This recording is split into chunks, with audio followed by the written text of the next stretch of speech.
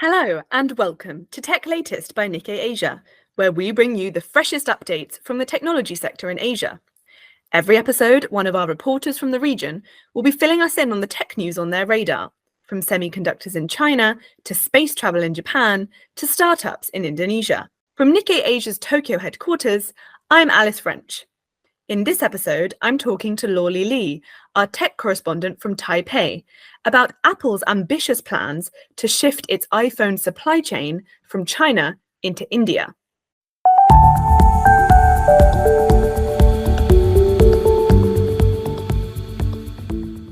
Hi, Lauly. Thanks for coming back on the podcast today. Hi, Alice. Thanks for having me.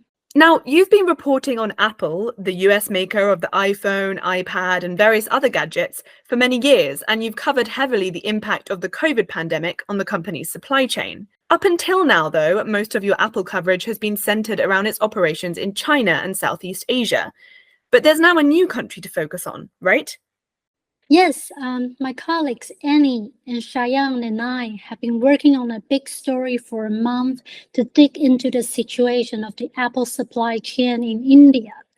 And throughout the reporting, we learned that Apple has set several ambitious goals, such as it aims to double the production of iPhone to 15 million units this year in India, and bring at least 20% of total iPhone production there in the coming years. India is a massive market with strong growth potentials. From the supply chain point of view, it has sufficient labor resources with relatively low wages, good English skills, lots of land, and more.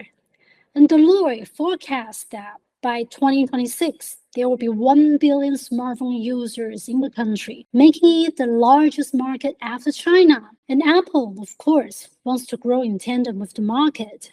So not only Apple is increasing its local production in India, its CEO Tim Cook earlier this year also went to the country to open Apple's first stores in Mumbai and Delhi.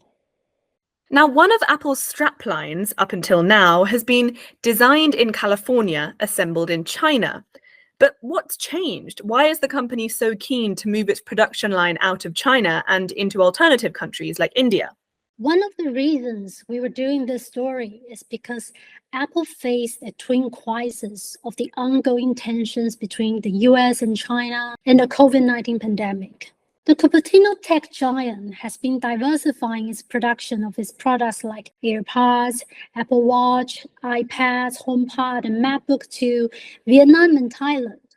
For its iPhones, Apple is choosing India as its alternative, but the progress was slower than other product shifts to Southeast Asia. This year, however, something is different. Do you remember the unrest in the Chinese city of Zhengzhou last year? Well, Zhengzhou is the world's biggest iPhone production hub, and yet it faced severe disruptions due to strict COVID restrictions and followed by weeks of unrest at the mega site. And that was the key catalyst for Apple to accelerate its shift of iPhones to India. The importance of diversifying the risks was highlighted to Apple's executives. As during the unrest in Zhengzhou, which is the busiest time of the year to bring profits to Apple, there was no immediate alternative as a solutions. So actually, Apple and the entire Apple supply chain really freaked out by the situation. Right, and as you say, up until now, there hasn't really been a good alternative for Apple to China. But India has now come into view as that alternative. I imagine, however, that moving the supply chain over there will be no mean feat. What sort of challenges has Apple come up against so far? Supply chain diversification was never an easy task, especially since these suppliers are stepping out from China, their comfort zone that they rely on for some 20, 30 years. When we talk to suppliers who have built new capacity in India or are considering setting up new facilities in the country, language barriers, cultural differences, complicated regulations are the common challenges they face. Some suppliers said that handling matters in different states in India is like handling matters in different countries.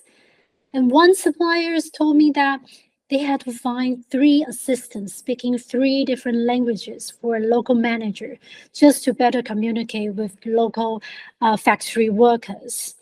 And other than these challenges, based on our interviews, the deteriorating China and India relationship also created unforeseen difficulties. For example, like engineers and managers of many non-China suppliers are actually Chinese, and they found it hard to obtain visas.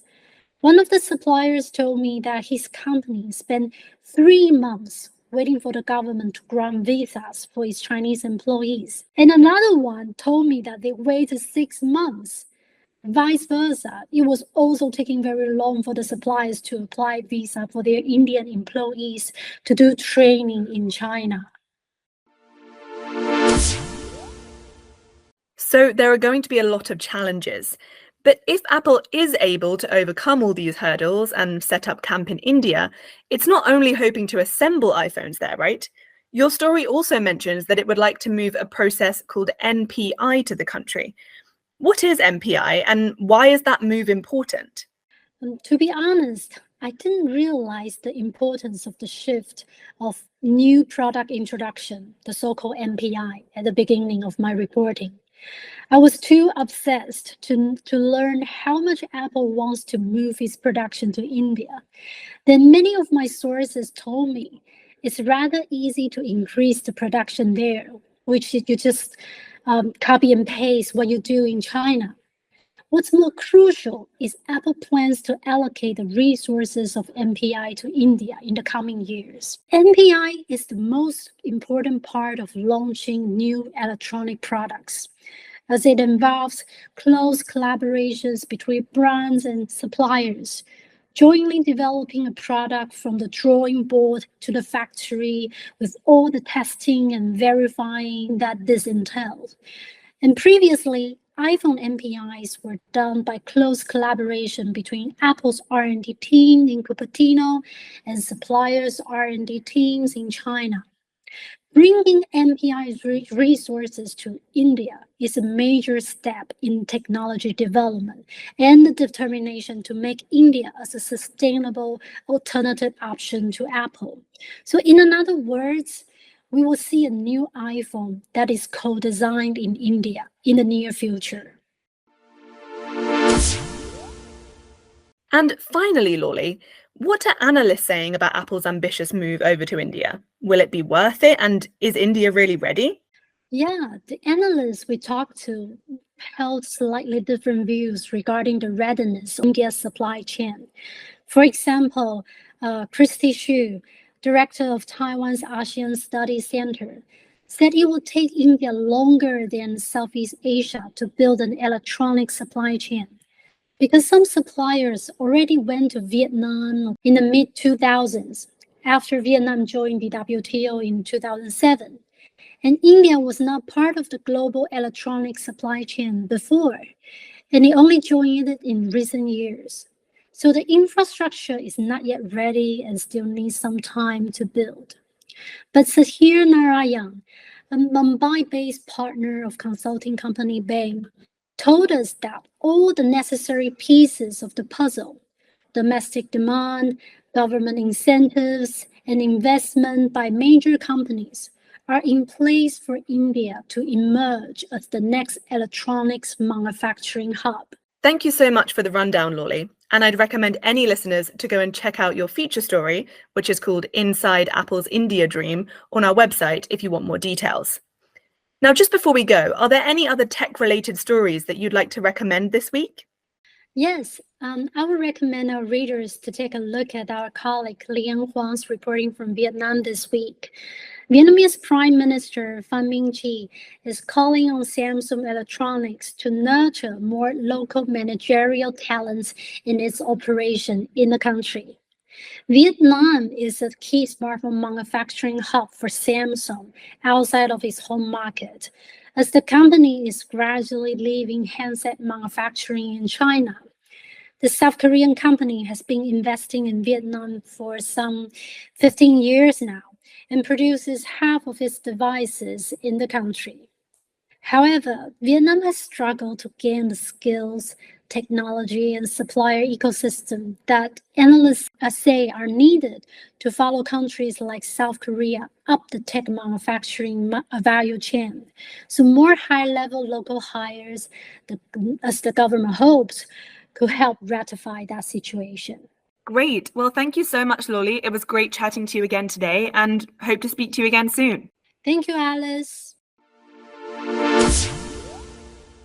That's all for this episode. You can read more of Lauly's reporting, along with a host of other stories about Asia's tech industry, on Nikkei Asia's website, asia.nikkei.com. And if you like what you hear, why not subscribe to our weekly Tech Asia newsletter, which will be delivered to your inbox every Thursday. There's a link to sign up in the show notes. And we'll be back again with a new episode on the 18th of August. We're taking a break next week due to it being a public holiday here in Japan. But check back in next time for more updates on the tech trends that matter.